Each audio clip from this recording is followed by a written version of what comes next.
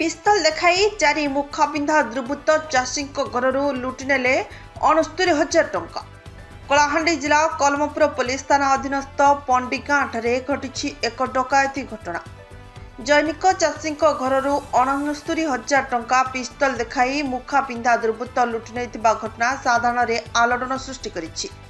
सूचना अनुसार गत विलंबित रात्रि में वरुण माझी नामक जैनिक चाषी प्रबल गरम हेतु परिवार सह घर बाहर शोइथिले।